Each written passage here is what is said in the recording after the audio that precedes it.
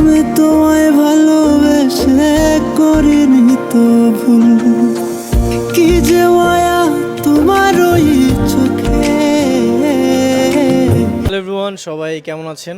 আশা করি সবাই অনেক বেশি ভালো আছেন। আমাদের দুইজনকে ফার্স্ট টাইম দেখতেছেন অন স্ক্রিনে।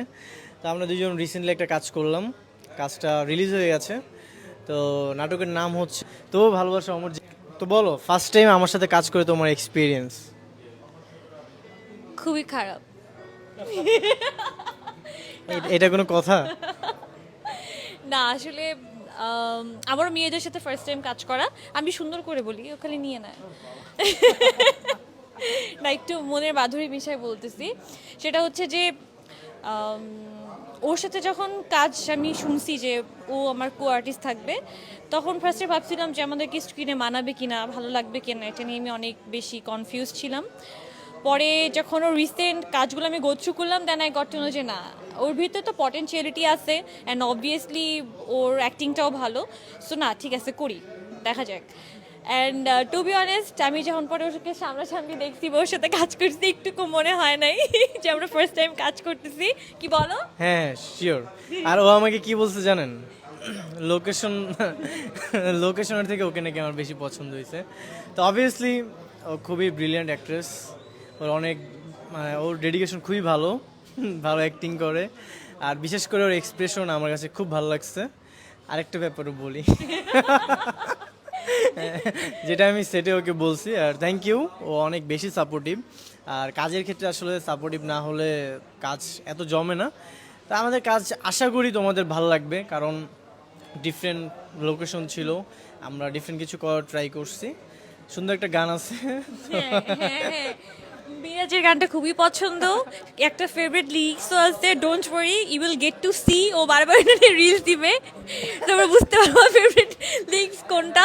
অ্যান্ড মোস্ট ইম্পর্টেন্টলি আমাদের হচ্ছে এই নাটকের ডিফারেন্ট জিনিস হচ্ছে স্টোরিটা যেরকমই হোক না কেন, মানে আপনাদের কাছে যদি এটা আউট অফ দ্য বক্স নাও লাগে, বাট ডেফিনেটলি আপনাদের লোকেশনটা ভালো লাগবে, তাই না? আমাদের লোকেশন অনেক বেশি সুন্দর ছিল।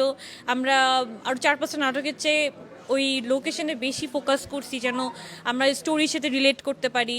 অ্যান্ড অ্যাজ অলওয়েজ ও লুকটাও ভালো ছিল। অ্যান্ড ও যে বলতেছে যে সাপোর্টিভ, আসলে কোনো কাজই ওয়ান সাইডেড হয় না। অবভিয়াসলি মোর সাইড থেকে ওই ভাইবটা পাইছি। ও হচ্ছে ওর ভিতরে একটা সবচেয়ে ভালো দিক কি, যে ও জিজ্ঞেস করে যে এটা কি ঠিক ছিল, বা এটা কি পারছি, বা প্রীতি এটা ঠিক আছে। সো এই জিনিসটা অনেক নাইস যে কোনো কো আর্টিস্ট যখন এভাবে জিজ্ঞেস করে বা কোনো কাজে দুজনকে মিলে বা নিজের রেসপন্স বা কোঅপারেট করতে চায়, তখন কাজটা অনেক ভালো হয়। সো আমার মতে প্রত্যেকটা আর্টিস্টই দুজনকে সাপোর্ট করে, যেটা হওয়া উচিত, যেটা ও আমাকে করছে, আমিও ওকে করছি। So let's see what happens. একটু বেশি উঠছো। না, এটা মিথ্যা কথা। আমরা দুজনেই অনেক সাপোর্ট, না আসলে যেটা না বলি না, তবে আমাদের ফার্স্ট কাজ হিসেবে মানে যেই সাপোর্টিভ হওয়াটা দরকার ছিল, এটা খুব ভালোভাবেই হয়েছি। কেউ দেখলে মনে করবে না যে আমরা স্ক্রিনে ফার্স্ট টাইম একসাথে কাজ করতেছি, মানে আমাদের মনে হয় না আর কি। 50টা কাজ হয়ে গেছে। অ্যান্ড আমাদের টিমের কথা না বললি না, অবভিয়াসলি আমাদের ডিরেক্টর ফাহাদ ভাই, আব্দুল আল ফাহাদ। ডিওপি ছিল হচ্ছে সিরাজ ভাই। আর টিমের যারা যারা কাস্টিং ছিল, রুমা আপা, পামির ভাই, আদার্স যারা আছে, সবাই অনেক বেশি কষ্ট করছে। আর বিশেষ করে প্রচুর রোদ ছিল, আর ওই দিন একদমই ঠান্ডা ছিল না। আর আমরা হচ্ছে টোস্ট হয়ে গেছি।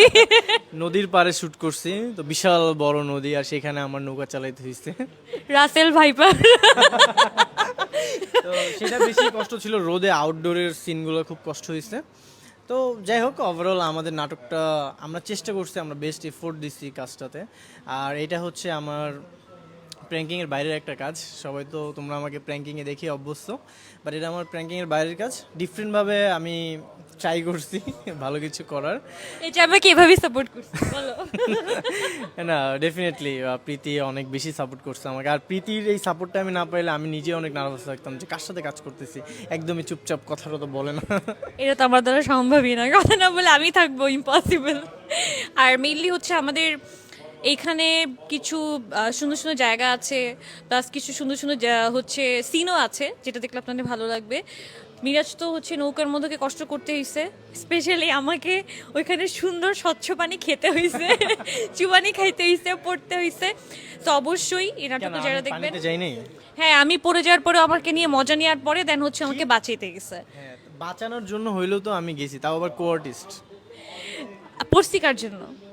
ওর জন্যই না পড়ছি, কার তাই না? জন্য পড়ছি? তোমার জন্যই তো পড়ছি। তুমি শহর থেকে আসছো, দেখো না কিছু পড়ে গেছে, এটা আমার দোষ? ঘুমাইতে গেছে ফাঁকিবা। যাকে আমরা এখনই সব কাহিনী বলে দিচ্ছি, এখন বললে হবে না। অবশ্যই পুরোটা দেখার জন্য আপনাদেরকে যেতে হবে ইউটিউবে, অ্যান্ড ইউটিউব চ্যানেলটা হচ্ছে rabbit entertainment. So rabbit entertainment যাবেন।